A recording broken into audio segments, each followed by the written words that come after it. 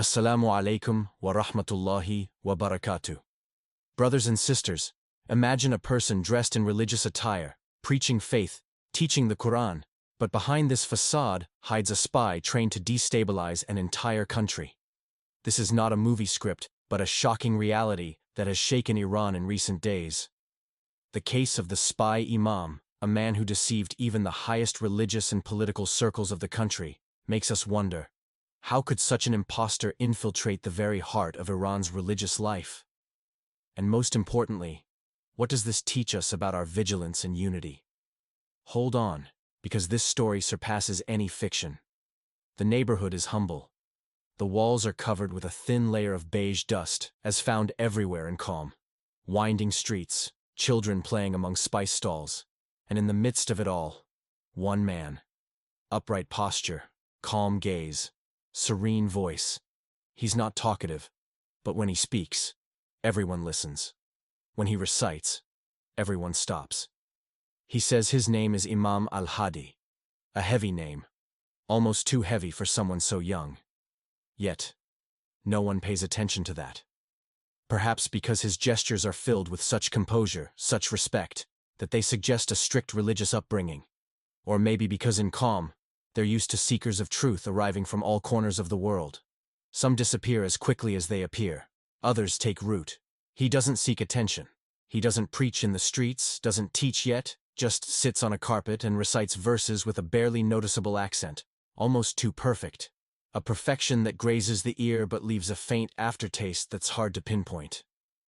Soon, he becomes a familiar figure in these parts. He's invited to lead prayers. At first, he declines out of modesty, but then agrees out of necessity. His voice resonates in the prayer hall like a lullaby. He speaks little, but inspires trust. He's the kind of person whose faith is unquestioned. It seems he's always been there, but he's not on any list of religious schools. No elder remembers him. He has no known connections, no teacher, no classmates. He says he's passing through, but he never leaves. And behind this humble, pious, gentle exterior hid something else. Something no one could yet see. Sometimes he muttered in another language, whispering to himself. His eyes moved quickly, as if mapping the room. Yes, he prayed, but mostly he observed. No one knew that Imam al-Hadi didn't just come from afar. He was from another world, another life, another role. A role he never truly abandoned. The first rumors emerged like almost unreal whispers. A word slipped into an encrypted conversation. A blurry figure appeared in a confidential report. The one we thought was a simple man of faith turned out to be a carefully crafted, highly effective facade. He was an agent. Not just any agent, but a piece placed early on a much larger chessboard. The Mossad, masters of covert infiltration, had made him invisible among the visible. Not an armed spy, not a covert saboteur. No, something more subtle, more dangerous. A trusted manipulator. His goal was to infiltrate where neither satellites nor drones could reach. The world of faith, religious intimacy, the spiritual heart of the city where tomorrow's voices are shaped. He gained the trust of those who consider themselves guides of others, entering their circles not as an outsider, but as one of them. He had the right tone, the right references, the right gestures. He knew when to speak of the Quran, when to mention asceticism, when to lower his gaze. He didn't preach war. No, he preached love, gentleness, silence. And in that silence, he listened and recorded. Every meeting, every confidence shared, became a piece of a puzzle. Students told him about their dreams, families, doubts. Passing visitors mentioned names, places, plans. He never reacted, but he noted everything. His main weapon was trust, his channel of transmission, illusion. He didn't send documents through diplomatic mail.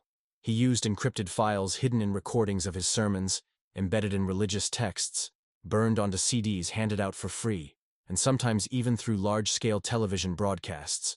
The more useful he became, the more doors opened to him.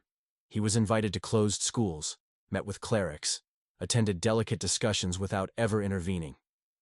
It was all part of a plan executed with deliberate slowness and calculated patience. and no one, absolutely no one, suspected that beneath that white tunic and well-groomed beard was a man trained to see without being seen, to listen without reacting, to manipulate without trembling.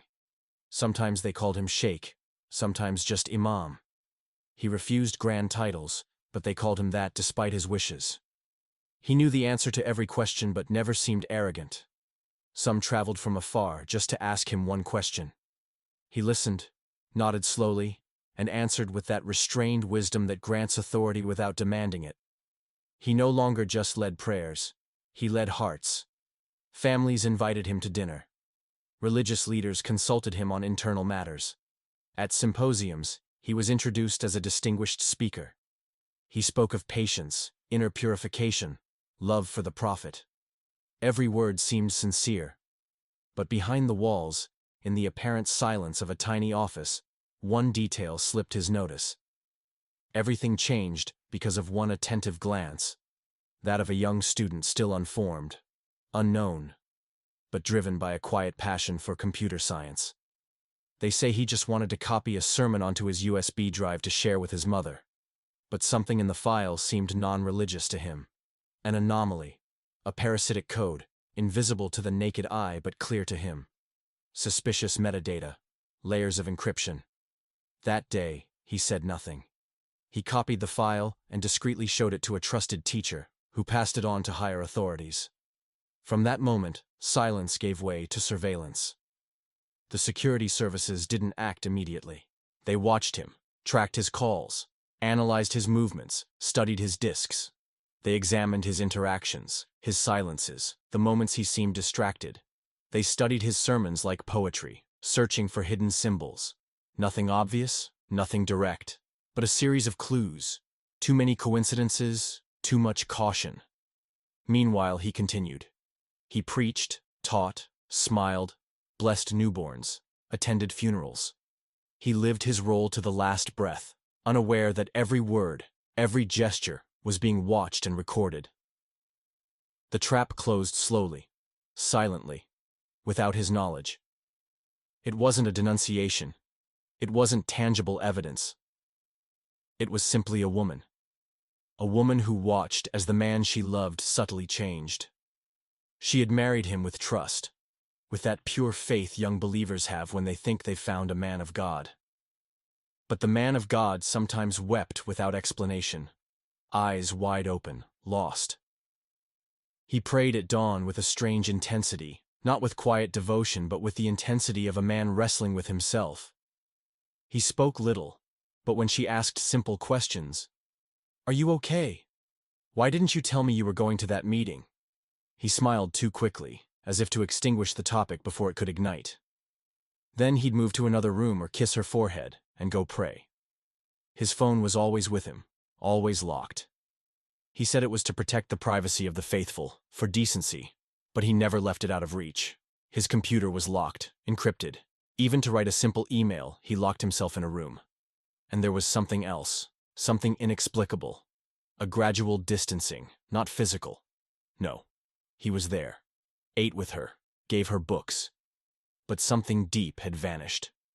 His gaze seemed tired, as if every movement cost him a piece of the truth.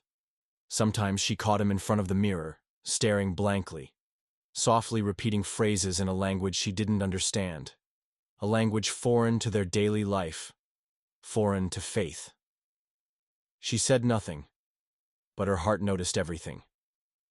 Hypocrisy always leaves traces, not on clothing but in silence. In restless nights, in prayers that turned into struggles, he prayed loudly, long, on his knees, head to the floor. And when he rose, he seemed more broken than before. He began to crack slowly, like an inner dam giving way under the weight of disorder. He was no longer the man he pretended to be. He wasn't yet the man he feared becoming. And she didn't know if she had married a man seeking God or one running from himself. The night was quiet. No shouts, no chases, no heroic or violent scenes. Just silent footsteps on the carpet of a sleeping mosque, discreet silhouettes with covered faces, gloved hands seizing a man still in prayer. He didn't resist. He didn't ask why. He knew. The believers found out the next day. Some saw the first images on an old television hung high in the corner of a tea house.